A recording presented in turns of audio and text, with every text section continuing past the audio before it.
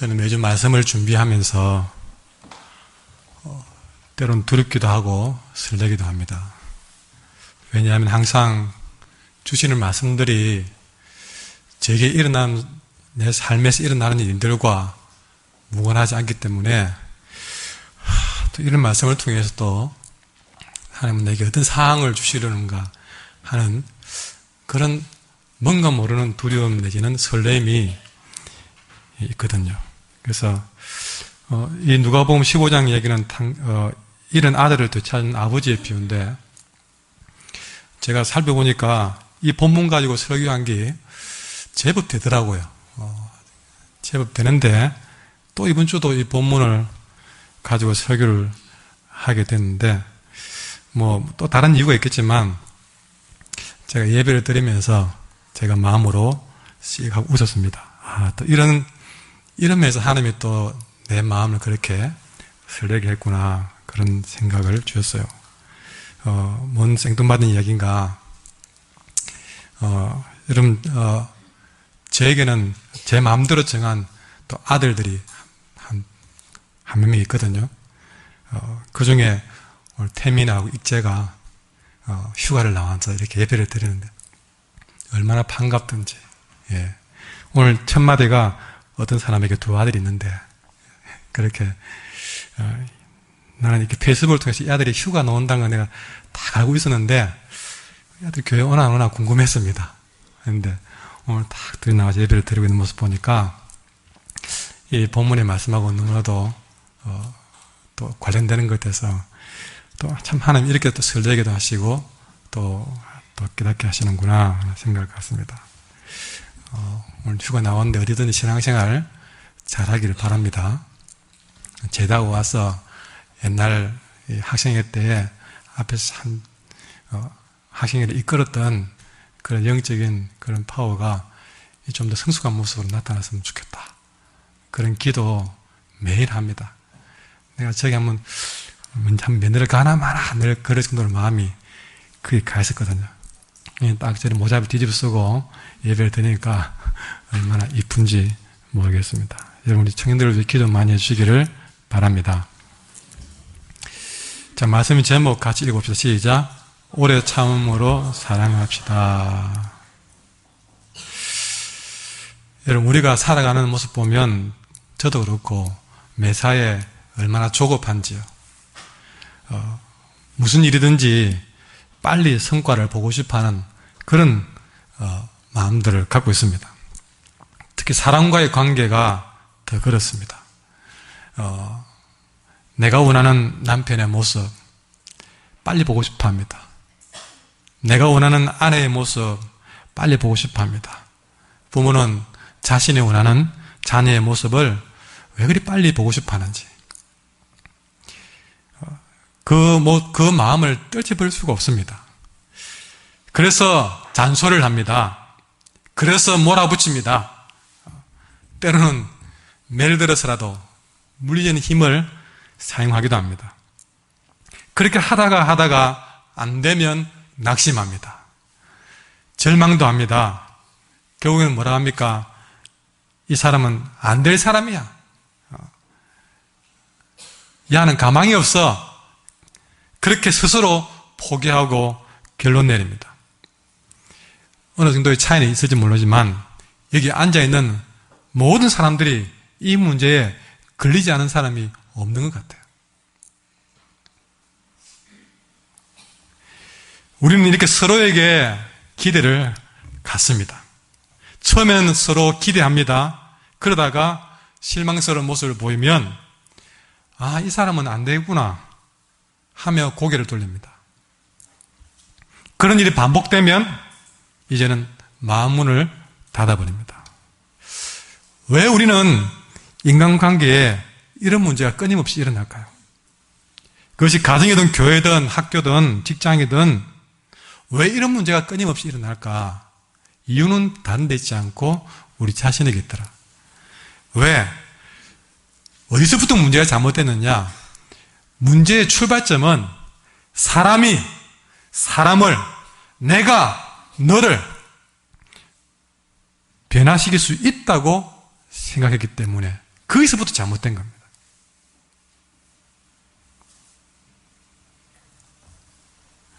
여러분, 질문해 봅니다. 남이 떠나서 여러분은 여러분 자신을 변화시킬 수 있습니까? 여러분, 다이어트 하시는 분 밥 한 그릇 여러분 쉽게 조절되던가요? 여러분 성격, 여러분 입에서 나오는 말, 여러분이 마음대로 컨트롤할 수 있습니까? 자기도 변화 못 시키면서 우리는 다른 사람을 변화시키려고 합니다. 내가 남편을, 아내를, 내 자녀를 변화시킬 수 있다고 생각합니다.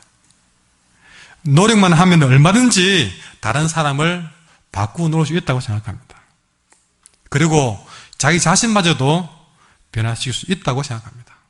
나 이렇게 하면 돼. 내가 결심했으니까 돼. 근데 우리가 별 생각 없이 이런 말을 하는 경우가 있습니다. 다른 사람 보고 나 같으면 저리 안 산다. 그런 말이 나와요. 저 사람은 왜 저리 사는 건 몰라. 정말 조심해야 될 말이 이 말입니다. 그런 말을 하는 그 마음의 배후에는 나는 너와 다르다는 생각이 있기 때문에 그렇습니다. 심지어 나 같으면 저리 안 살아. 왜 그렇게 사는지 몰라. 그 말 속에는 나는 얼마든지 그래 안 살 자신이 있다고, 나는 그렇게 나를 다스릴 자신이 있고, 내가 마음먹으면 내 인생 내가 원하는 대로 살 수 있다는 마음이 있다는 것이죠. 심지어 저 사람이 교만하다고 왜 저렇게 교만한지 몰라. 여러분, 하나님 보실 때는 네가 더 교만하다 그러시는 거예요. 교만이 뭡니까? 하나님 없이도 할 수 있다는 마음이죠. 내가 마음먹으면 할 수 있다는 생각, 그게 교만인 것이죠. 너는 못하는데 나는 할 수 있다, 그게 교만인 것입니다. 그것이 오늘 탕자의 비유에서 12절에 보시면 둘째 아들이 이렇게 아버지에게 말합니다. 아버지, 재산 중에서 내게 돌아올 분깃을 내게 주소서. 내 거 주소서. 그건 내 거 아닙니까? 내 거 주세요. 여러분, 내 거니까 내 마음대로 하고 싶다. 그게 교만인 것이죠. 여러분, 우리를 변화시키는 것은 나도 아니고 너도 아니고 오직 하나님이십니다. 하나님 아니면 우리는 결코 변화될 수 없는 사람들입니다. 근데 여러분, 그 하나님께서 우리를 변화시켜가는 하나님의 방법이 있는데 어떤 방법으로 나를 변화시키느냐? 성경 전체에서 하나님이 우리를 변화시키는 방법은 한 가지뿐이었다 얘기합니다. 따라하십시오. 사랑입니다. 예. 지금까지 하나님은 모든 역사 중에 모든 사람을 사랑의 힘으로 변화시켜 왔습니다. 그분은 할 수 있는 일들이 무한합니다. 그분이 사용하시는 방법은 무궁무진합니다. 다시 말하면 나 한 사람 변화시키기 위한 방법은 하나님께 무궁무진합니다. 그러나 하나님은 그 무궁무진한 방법을 다 내려놓고 올곧게 지금까지 아담부터 이 땅에 인류로 존재하는 모든 자에게 내가 이 사람을 변화시켜야 되겠다고 마음먹고 하실 때마다 그분이 사용하신 방법은 사랑의 힘으로 하셨다는 사실이죠. 멀리 보지 말고 우리 자신을 봅시다. 세상에서 방황하던 우리가 예수님 믿고 구원받은 것은 전적으로 하나님의 사랑 때문입니다. 그리고 그렇게 예수님 믿고 날마다 이만큼이라도 변화됐다면 그 변화된 것도 전적으로 하나님의 사랑이었다는 것이죠. 우리가 이 시간에 이렇게 예배라도 드릴 수 있을 정도의 믿음으로 성장한 것도 전적으로 하나님 아버지의 사랑 때문이다. 만약에 내가 예수를 믿음에도 불구하고 내가 아직 변하지 못하고 있다는 사실은 다름 아닌 나는 여전히 하나님의 사랑을 거절하기 때문에 그렇습니다. 그 사랑이 내게 스며들기만 했다면, 그 사랑을 받아들이기만 했다면 우리는 충분히 변화되고도 남을 인생이다 것입니다. 오늘 우리가 읽은 말씀은 탕자의 얘기라고 합니다. 그러나 탕자의 이야기가 실제 제목이 아니라 진짜 이 본문의 제목은 하나님 아버지의 사랑 이야기다. 그게 더 정확한 표현이 제목이라는 것이죠. 오늘 말씀을 통해서 우리는 탕자의 타락을 보는 것이 아니라 그 탕자의 타락을 덮는 하나님 아버지의 사랑 이야기를 보는 것이죠. 오늘 말씀을 통해서 우리는 한 걸음 더 나가서 사람을 변화시키는 유일한 힘.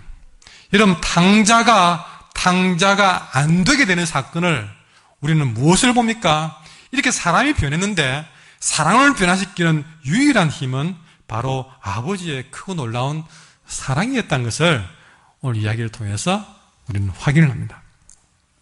이 탕자를 변화시킨 아버지의 사랑 이야기를 통해서 오늘 우리의 삶을 변화시키는 유일한 힘도 하나님 아버지의 사랑이라는 사실을 우리는 듣게 되는 것이죠. 우리는 이것을 오늘 말씀을 통해서 볼 수 있어야 한다는 것입니다. 우리를 변화시킬 이 아버지의 사랑, 그 아버지의 사랑을 좀 더 우리가 구체적으로, 그러면 우리를 변화시키는 아버지의 사랑은 어떤 사랑입니까? 라고 했을 때에 오늘 성경은 한마디로 이렇게 말합니다. 그는 다름 아닌 오래 참는 것이다. 오래 참았던 것이 내 사랑이었다. 라고 말씀하십니다.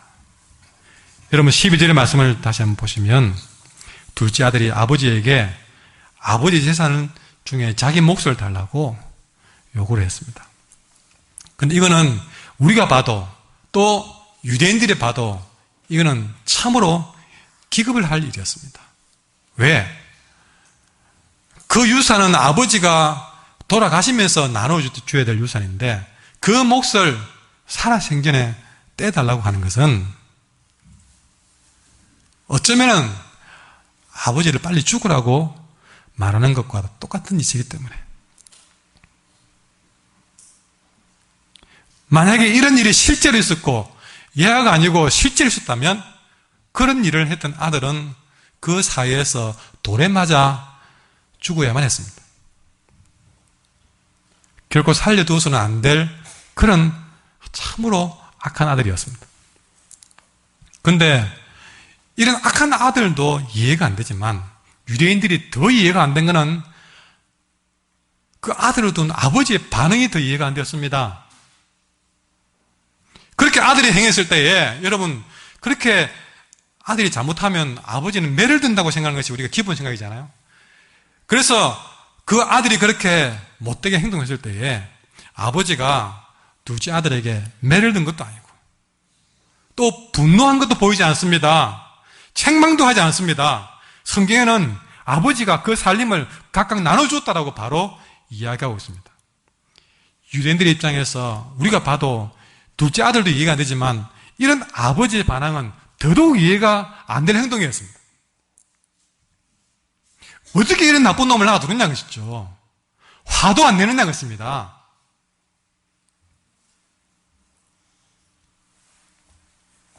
근데 여러분, 그러면 질문해 봐야 됩니다. 왜 그랬어요? 왜 책망도 안 하고 요구를 들어줬느냐?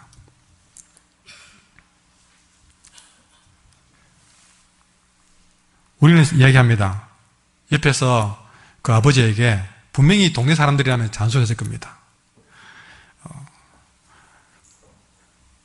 여보시오, 잘못된 걸 잘못되었다고 지적해 주는 것이 사랑 아닙니까?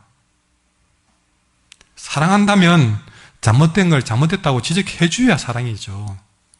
그래야 아들이 깨닫지 않겠어요? 우리는 그리 말할 겁니다.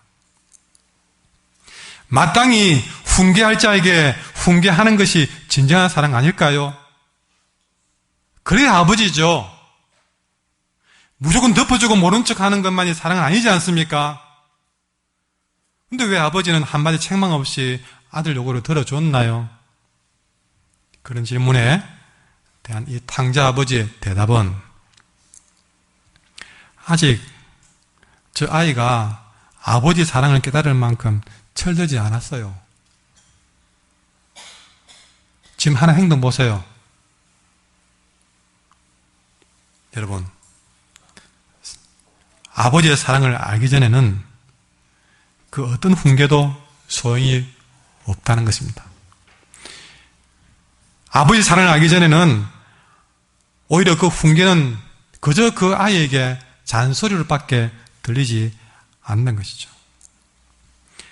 훈계가 진정한 훈계가 되기 위해서는 그 책망을 듣는 사람이 책망하는 자가 자기를 사랑하고 있다는 믿음이 있어져야 그래야 그 가르침이 마음에 들어가는 거죠. 우리 예수를 믿고 하나님의 사랑을 깨닫게 된 사람들이 종종 이런 말을 합니다. 내가 얼마나 큰 죄인인지 이제야 알았어요. 그런 저로 인해서 하나님 마음이 얼마나 아팠는지 이제야 알았어요. 그런 저를 포기하지 않고 끝까지 사랑해준 하나님이 얼마나 감사한지. 여러분, 시집간 딸이 첫 아기를 놓고 눈물이 납니다. 왜 울어요? 진짜 엄마가 생각이 나서요. 내가 아이를 놓고 보니까 알겠어요. 이제 알았어요. 그 전까지 엄마가 그래 잔소리해도 그 훈계는 그에게 잔소리밖에 안 들렸습니다. 뭐 사랑한다 말해도 거기에는 잔소리밖에 안 들렸습니다. 그런데 내가 정말 죽을 만한 고통을 겪으면서 아이를 낳고 보니까 이제야 알았어요.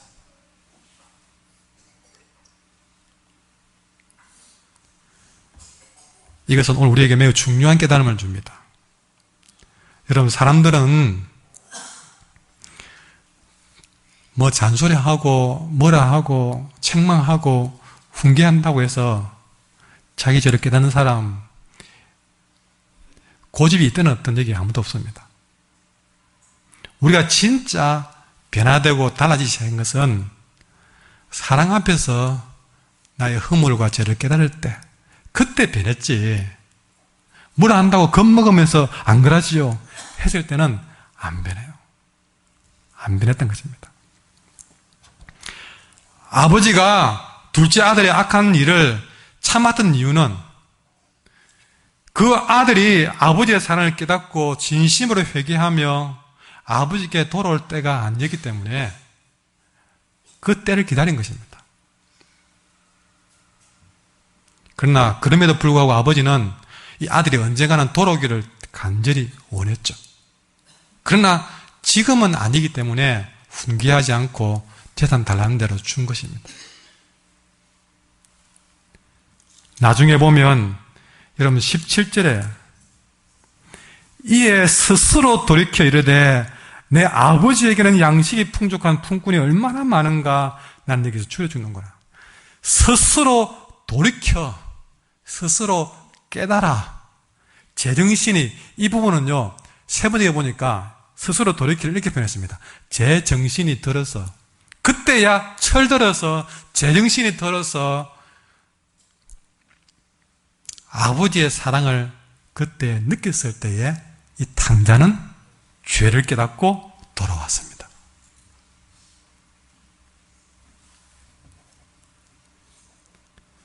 그때를 기다린 것이 아버지의 사랑이었던 것이죠. 지금 하고 싶은 말이 정말 내 자존심을 다 상하게 만들고 내버 죽으란 말이냐 등등의 온갖 분노와 화가 났지만 이 아이가 그 아버지의 마음을 스스로 돌이켜 깨달아 알 때까지 아버지가 참아주었던 것이 책망하는 것보다 더 큰 사랑이었던 것이죠. 아버지가 벙어리였습니까? 뒤에 보니까요, 아버지가 말을 내뱉는데 얼마나 말을 잘하는지 모릅니다. 할 말이 너무나 많았지만, 그럼에도 그 모든 말을 참고, 그 아이가 돌아올 줄 믿고, 그때까지 기다린 것. 그것이 아버지의 사랑이었고, 그 아버지의 사랑이 그 아이를 바꿔놓았다는 사실입니다.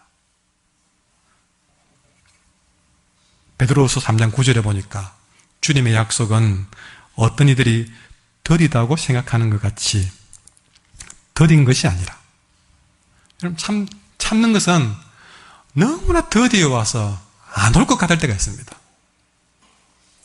그런데 주님의 약속은 그렇게 더딘 것이 아니라 오히려 더딘 이유는 따로 있다. 왜 주님의 약속이 더디 이루어지느냐? 오직 주님께서는 너희를 대하여 오래 참으사 아무도 멸망하지 않고 다 회개하기에 이르기를 원했다. 주님이 약속을 어긴 것이 아니고 왜 약속이 더디 이루어졌느냐? 한 명이라도 더 멸망치 않고 회개하기를 기다리기 때문에, 그 사랑 때문에 약속이 더 미루어진 것이다. 아버지를 떠나서 내 마음대로 살아보겠다고 먼 나라로 나갈 때는요, 이 둘째 아들은 아버지의 사랑을 전혀 몰랐습니다. 그래서 그 아버지에게서 받아간 몫을 당당하게 받아서 먼 나라에 가가지고 자기 마음대로 그 돈을 허랑방탕하게 써버렸습니다. 내 마음대로 사니까 얼마나 재밌는지 몰랐습니다.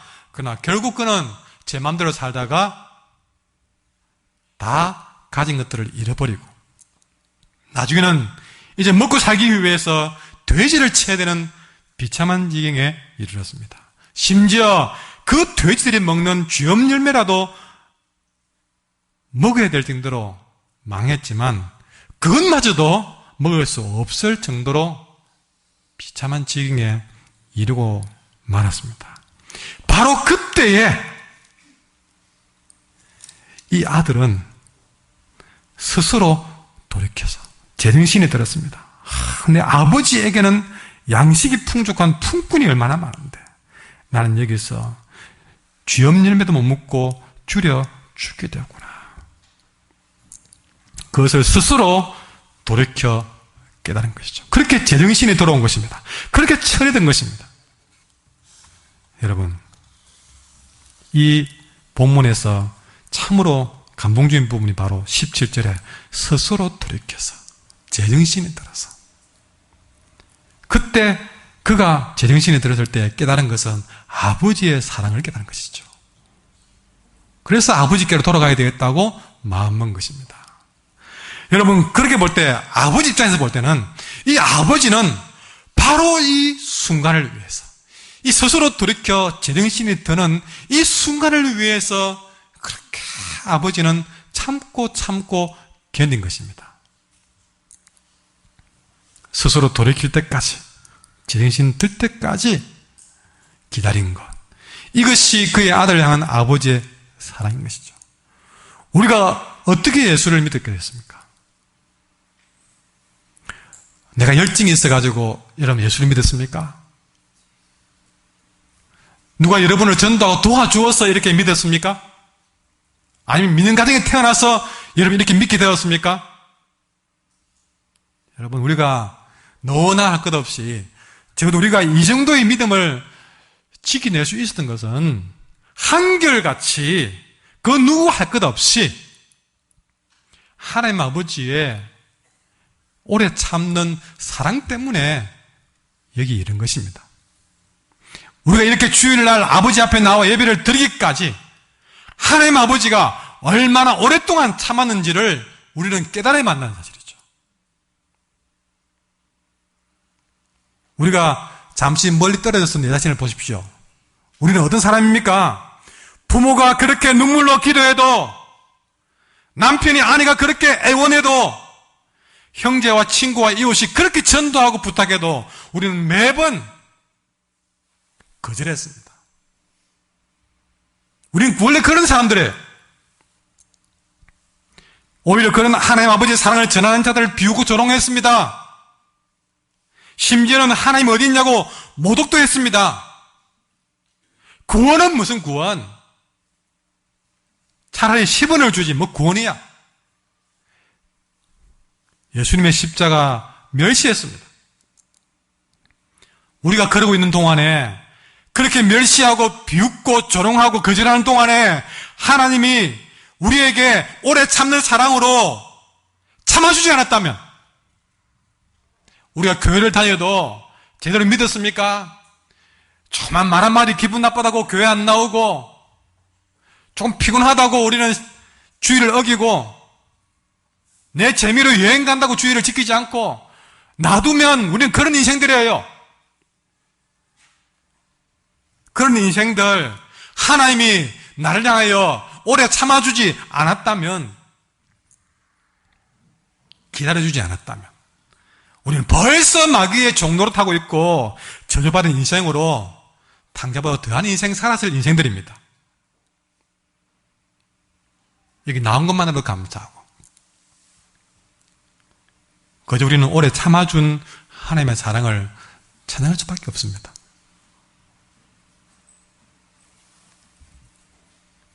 우리는 오늘 그런 사랑을 받아서 이 예배를 드리는 거예요. 내가 무슨 목사이기 때문에, 장로이기 때문에, 권사이기 때문에 그런 말 입에도 내지 마세요.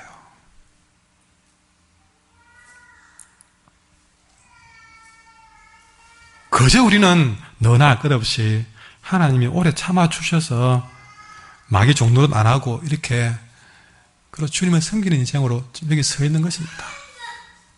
그저 감사할 것밖에 없죠. 여기서 우리는 이 사실을 잊지 말아야 될 것입니다. 그리고 또 한 가지, 하나님 우리를 이렇게 오랫동안 참아주신 이유는 우리 역시도 주님처럼 오래 참는 사랑으로 살아가게 하기 위해서 우리를 참아주신 것입니다. 요한복음 13장 34절에 보니까 새 계명을 너에게 준다고. 여러분, 우리에게 새 계명을 주시는데 어떤 계명이냐? 서로 사랑하라는 계명이었습니다. 그 뒤에 뭐라고 말씀하셨습니까? 내가 너희를 사랑한 것 같이 너희도 서로 사랑하라. 그럼 이 말을 바꿔보면 내가 너희를 오랫동안 참아준 것처럼 너희도 오래 참아주라는 얘기입니다. 아니라 다를까, 사랑에 관해서 가장 확실하게 말했던 고린도전서 13장 사랑장에 보면, 여러분, 사랑은 이것이다 말하면서 사랑의 첫 시작을 오래 참음에서부터 시작됩니다. 13장 4절에 보면 사랑은 오래 참고라고 말하면서 시작합니다. 그리고 13장 7절에 사랑을 이것이다 말하면서 맨 마지막에 결론이 무엇이냐? 모든 것을 견디느니라. 그러니까 사랑은 처음부터 끝까지 오래 참고 견디는 것. 처음도 참고 끝도 참는 것. 이것이 사랑이다. 그죠? 뭐 사랑에 대해서 다 못 외우면 참으면 되는갑다. 그래도 틀리지 않는 것입니다. 혹시 여러분 주변에 나는 더 이상 이 사람에 대해서는 참을 수가 없어 하는 사람이 있습니까? 이번만큼은 참을 수가 없어. 지금까지 잘 참았는데 이번만큼은 도무지 못 참아. 그런 사건이 있습니까? 이번만큼은 절대 그냥 넘어갈 수 없어 하는 것이 있습니까? 그런 여러분에게 말씀하십니다. 기억하십시오. 바로 그렇게 생각될 그때가 하나님이 우리를 향해 참으신 사랑을 실천할 때입니다. 목사님, 지금까지 얼마나 참은지 모릅니다. 하나님, 정말 오래 참았습니다. 그때 주님이 하시는 말씀, 웃으면서 말씀하십니다. 그래, 참은 김에 더 참아. 또 참아. 그래도 참아. 끝까지 참아. 따라합시다. 오래 참는 것은 끝까지 참는 것입니다. 끝까지 안 참으면 오래 참은 게 아닙니다.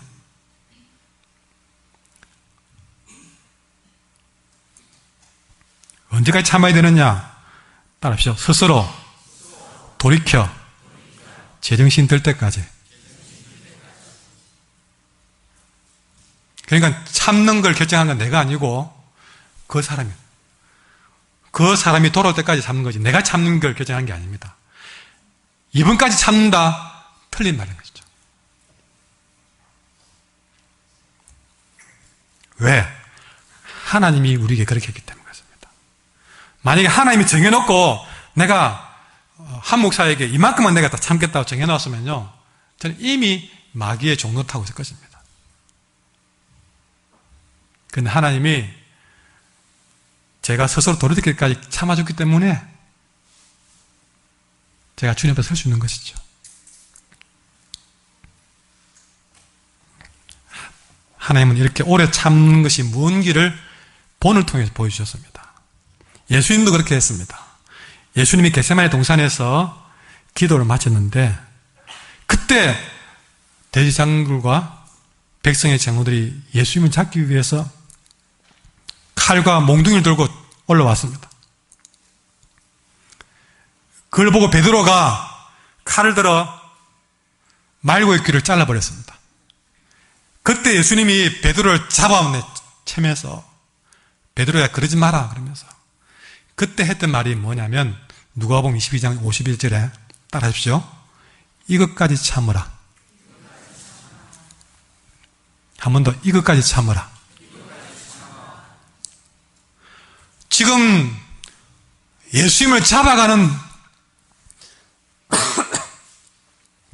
이 순간에 베드로는 참지 못하겠다고 칼을 들어서 귀를 잘랐는데 그런 손을 잡아채면서 베드로야 저 사람들이 나를 잡아가는 것까지 참으라는 것입니다. 근데 여러분 잘 보십시오. 이것까지는 예수님이 잡혀가는 걸 말합니다.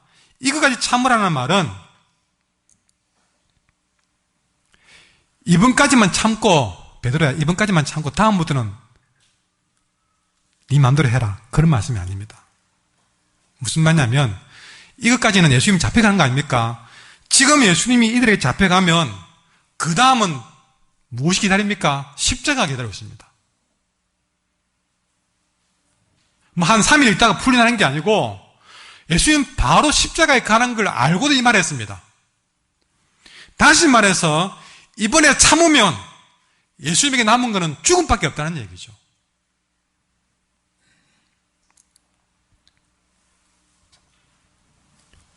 다른 사람은 몰라도 예수님은 그걸 스스로 알고 있잖아요. 지금 잡혀가면 죽는 걸 알고 있잖아요. 그런데 다시 말해서 죽으러 가는 이 마지막 길도 참으란 것입니다. 이걸 두고 이것까지 참으라.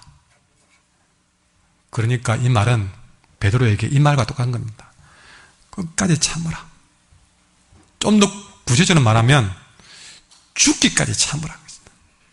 그 말이 바로 이 말씀이란 것입니다. 우리는 언제까지 참아야 됩니까? 도대체 어느 정도까지 참아야 됩니까? 하나님께 물어보면 하나님 우리에게도 동일한 말씀으로 하실 것입니다. 여러분 마음속에 하나님 이거는 도무지 못 참을 일인데 어찌해야 됩니까? 여러분 마음속에 그렇게 질문할 겁니다. 분명히 여러분 사랑방 모이면 나는 그걸 못 참아요 분명히 그럴 겁니다. 여러분들 분명히 여러분들은 막 여러분 보지 않는 남편을 옆에는 없는 남편을 두고 아내를 두고 시어머니를 두고 들어보세요. 내가 이런 일을 당했어요. 여러분이 참겠어요. 나는 못 참아요. 그럴 겁니다. 분명히. 근데 하나님은 그것까지도 참어 그렇게 하신 거예요. 어느 누구에게도 야 네가 지금까지 참을 만큼 참았으니까 이제는 네가 한승질을 하는 거 보여줘. 이 바보야 네 그것까지 참으면 니를 바보로 한다. 니는 그쯤에서 한번 탁 터뜨려버려라. 그 정도면 많이 참았다 아이가. 내가 네 편 대줄 테니까 쏙 시원하게 한번 싸워빼라. 대 들으라. 할 말 다 해라. 네 성질을 한번 보여주라. 주님은 절대로 그렇게 말하지 않습니다. 여러분이 그것까지 참으면 어쩌면 여러분에게 기다리고 있는 것은 십자가일지 모릅니다. 다시 말해서 그것까지 참으면 여러분이 남은 것은 죽음밖에 없을지도 모릅니다. 그런데도 불구하고 예수님은 이것까지 참으라고 말씀하십니다. 죽을 때까지 참으라고 말씀하십니다. 왜 하나님은 2015년을 마감해야 될 이 시점에 이런 말씀을 주시는가?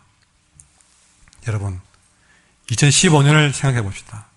2015년 한 해를 시작할 때가 어제 같은데 2015년을 맞이할 때에 그 한 해를 시작하는 것도 우리를 향한 하나님의 오래 참는 사랑에서부터 시작이 되었습니다. 우리는 2014년까지 살아도 잘 사는 겁니다. 근데 하나님이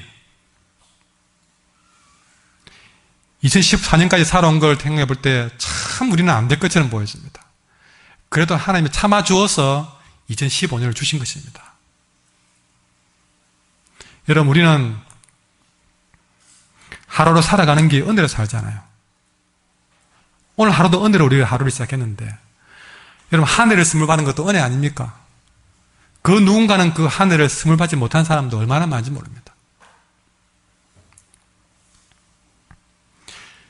하나님이 참아주어서 한 해를 시작할 수 있다면 2015년 한 해를 결산하는 것도 우리를 향한 하나님의 오래 참는 사랑으로 마무리 지어야 되기 때문에 오늘 이렇게 방제 얘기를 통해서 우리 보고 오래 참으라, 그까지 참으라고 말씀하시는 것입니다.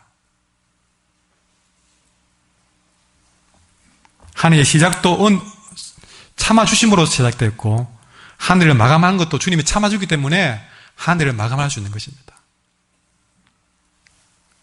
다시 말씀드리면 그런 우리들에게 하나님이 그까지 참으라고 말씀을 주신 것은 우리에게 2015년들을 어떻게 마무리 지어야 될지를 숙제를 주신 것입니다. 한 달 동안 남아있는 이 시간 동안에 하나님은 우리에게 아직 하지 못한 숙제를 주신 것인데 그게 뭡니까? 주님이 나를 참아주심으로 여기까지 이른 것처럼 우리도 내 형제 자매를 오래 참는 사랑으로 한 해를 결산하는 것입니다. 이게 우리에게 주는 숙제입니다. 우리가 형제 자매를 사랑하는 방법은 다른 것이 없습니다. 이것까지 참으라, 그저 오래 참는 것 그것밖에는 다른 방법이 없습니다. 왜? 오래 참지 않으면 사랑도 없기 때문에 그렇습니다. 이 말씀 들을 때 목사님, 그래 잘못된 건 잘못된 거 아닙니까? 아닌 건 아니잖아요. 이건 분명히 죄잖아요. 그냥 보고 있는 것은 오히려 그 사람 더 잘못되게 하는 거 아닙니까? 그러면 여러분에게 묻겠습니다. 여러분은 그러면 언제 마음을 바로잡았습니까? 그 잘못된 거 고쳐봐야 된다고 마음먹었다면 여러분은 언제 마음을 바로잡았습니까? 언제부터 그렇게 남의 잘못도 보고 언제부터 그렇게 남의 잘못을 지적해도 될 만큼 여러분이 바뀌냐는 것입니다. 언제부터 그런 자리에 앉았습니까? 여러분은 날 때부터 욥처럼 완전했습니까? 날 때부터 남의 죄를 지적해야 될 만큼 정직했고 날 때부터 하나님을 경외했습니까? 날 때부터 악에서 떠난 사람으로 태어났습니까? 여러분에게 누가 책망하고 훈계할 때마다 바뀌어졌습니까? 마음을 바로잡았습니까? 누군가의 잔소리 듣고 변화되었습니까? 우리 그럴 때마다 더 어긋나지 않았던가요? 부모님의 제발 공부 좀 해라는 잔소리 듣고 그래 내가 이렇게 녹음에 있으면 안 되지 하면서 마음 먹고 공부를 했습니까? 어떤 아들이 아버지의 책망 듣고 마음을 돌이켰냐는 것이죠. 언제부터 우리가 그렇게 신실한 예배자가 되었고 언제부터 그렇게 하나님을 경외하는 사람이 되었습니까? 적어도 우리가 좀 공부를 해야 되겠다. 일이 잘하면 안 되겠다. 여러분 우리가 스스로 내 마음속에서 당자처럼 스스로 내 마음속에 돌이켰을 때 그렇게 뭔가 내 마음에 제정신이 들었을 때에 우리는 예배를 드리기 시작했고 봉사하기 시작했고 또 열심을 내기 시작했고 정직하기 시작했고 그렇습니다. 근데 여러분, 그런 제정신을 드릴 마음을 누가 주냐고 싶죠? 하나님이 하셨습니다. 우리가 하나하나 깨달았다면, 우리가 깨달은 그 순간에 누가 하느냐? 하나님이 내 마음을 만지기 때문에 그런 마음이 깨달아진 것이에요. 하나님이 그렇게 내 마음을 만지며 깨닫게 하실 때에 우리는 변했던 것입니다. 우리는 하나님이 만질 때 변하는 것이죠. 근데 그 하나님이 우리를 만지면서, 사랑으로 만지면서 우리를 변화시키면서 하는 말이, 내가 너를 이렇게 변화시켰다. 너도 그렇게 만져라. 내가 너를 오랫동안 참았다. 너도 참아라. 그렇게 말씀하시는 거예요. 하나님은 지금도 사람을 통해서 만지시기를 원하십니다. 더 정확히 말한다면 하나님이 사랑으로 나를 변화시켰구나 하는 것을 내 마음에 제정신이 들 때에, 그렇게 제정신이 든 그 사람을 통해서 하나님은 또 다른 사람을 사랑으로 만지기를 원하시는 것입니다. 어쩌면 하나님은요, 여러분도 사랑으로 만지면서 내가 너를 오랫동안 참음으로 이렇게 만들었다라고 말씀하실 뿐만 아니라, 그렇게 그 사랑을 듣고 제정신이 들어서 세상에 나왔을 때에 여러분은 아직도 용납하지 못하고 있던 그 사람을 찾아가서 우리가 받은 것처럼 오래 참아주는 사랑으로 만지라고 우리를 보내기 위해서 그런 은혜를 베푼 것인지도 모릅니다. 남편이 하나님의 사랑의 통로가 될 때에 하나님은 그 남편을 통해서 아내를 만지는 것입니다. 아내가 이런 아버지의 사랑의 통로가 될 때에 하나님은 바로 그 아내를 통해서 그 남편을 만지는 것입니다. 부모가 하나님의 사랑을 온몸으로 느꼈을 때에 그런 사랑을 받은 부모를 통해서 여러분의 자녀를 하나님은 만지시기를 원하시는 것입니다. 우리는 그저 잔소리로 책망과 훈계로 그 아이를 바꾸려고 했는데 이제는 바꾸셔야 됩니다. 내가 그 하나님의 사랑에 내 마음을 충분히 적시고 그 사랑을 스스로 돌이켜 제정신을 차려서 내 자녀를 오랜 참음으로 만져주는 그 일로 자녀를 변화시켜 나가야 한다는 사실이죠. 이 자리에 있는 우리 모두는 하나님께서 쓰셨던 그 누군가의 사랑의 손길을 통해서 하나님의 사랑을 알게 되었습니다. 그 사람이 부모든 배우자든 목사든 자녀든 이웃이든 성도든 분명히 우리는 어느 누군가를 통해서 하나님의 사랑을 알게 되었죠. 이제는 우리는 이런 모두의 사랑의 빚진 자로서 다른 사람을 사랑하는 자리에 나가야 될 줄 믿습니다. 그래서 성도의 교제가 중요합니다. 하나님은 그 성도의 교제를 통해서 각각이 사랑의 빚진 자로서 서로 만져주라고 한길교회 교인되게 하셨고, 그렇게 사랑방을 두셨고 공동체의 교제로 허락해 주신 것입니다. 하나님은 그 가운데서 하나님께 순종하는 사람을 통해서 우리를 만져주기를 원하십니다.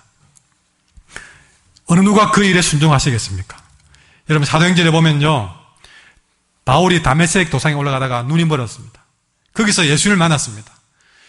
그런데 여러분, 그 사도 바울을 여러분, 눈이 멀은 상태에서 처음 예수님 만나고 눈이 먼 상태에 있는 이 사도 바울을 누구를 보내느냐? 아나니아라는 사람을 보냅니다. 아나니아라는 제자를 보냈는데,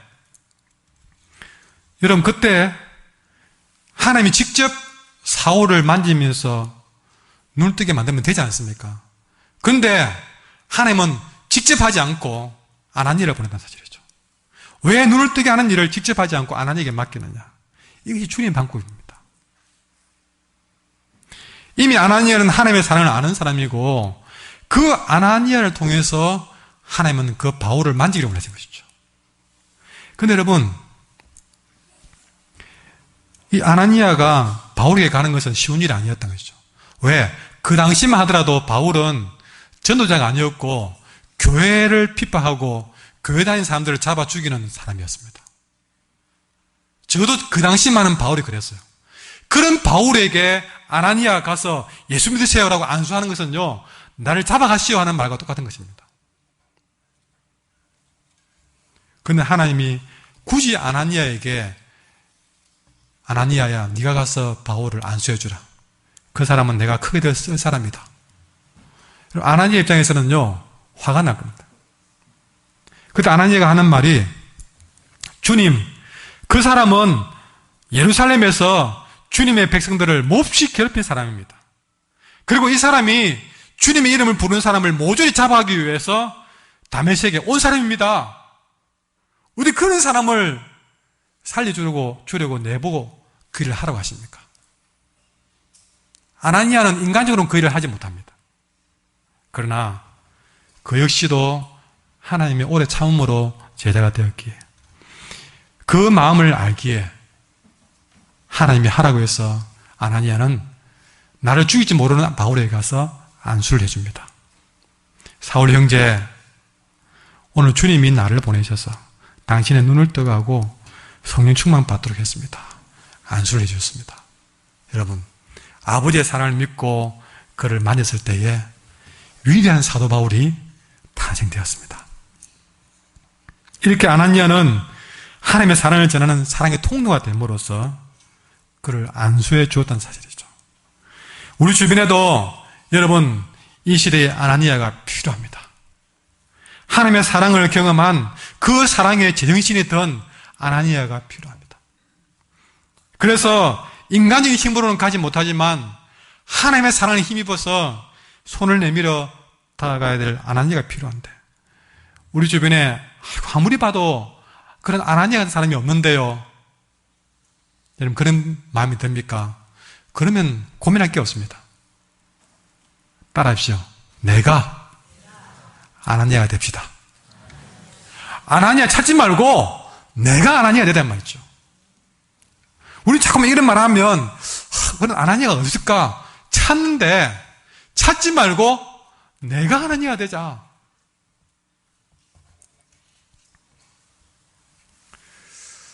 하고 내가 뭐 하겠습니까? 다시 말하지만 그 사람을 변화시키는 건 내가 하는 일이 아닙니다. 상대방이 언제 변할지는 주님이 하실 일입니다. 나는 아나니아가 되면 됩니다. 그저 참아주고 손 내밀어서 주님 앞에 순종하면 변화시킬 일들은 주님이 하실 일입니다. 아들이 언제 깨닫고 회개하고 돌아오는 것은 하늘 아버지가 하실 일입니다. 그저 우리가 할 일은 오래 참고, 이것까지 참고 사랑을 전하는 통로가 되면 변화는 하나님이 하실 줄 믿습니다. 여러분에게 묻습니다. 지금 여러분이 오래 참음으로 사랑해 주어야 될 사람은 누굽니까? 하나님이 여러분을 통해 만지를 원하는 사람은 누굽니까? 그 사람을 향하여 오래 참음으로, 그것까지 참음으로써 그를 사랑해야 될 일이 2015년도에 남겨진 우리의 숙제라는 사실이죠. 그리고 그 사람을 변화시키는 것은 내가 아니라 주님이라는 사실. 그 사람을 변화시킬 힘은 나의 징계와 훈계와 잔소리가 아니라, 그 사람을 변화시킬 힘은 오래 참는 사랑밖에는 없다는 사실입니다. 무엇보다 오래 참음의 열매와 증거는 우리 자신이라는 것이죠. 그럼 우리는 그런 사랑의 빚을 진 자로서 이제는 그 사랑의 통로가 되어서 그 사랑의 빚을 다른 이웃들에게 갚아 나가야 될 것이 우리에게 남겨진 숙제라는 것입니다. 그래서 2015년을 마감하는 이 시점에 저도 한 달을 앞두고 이 말씀을 주신 것입니다. 그래서 우리 같이 말합시다. 오래 참음으로 사랑합시다. 옆 사람하고 서로 다짐하듯이 숙제를 같이 해내므로 오래 참음으로 사랑합시다. 하고 있으십시오. 아멘. 오늘 말씀을 생각하면서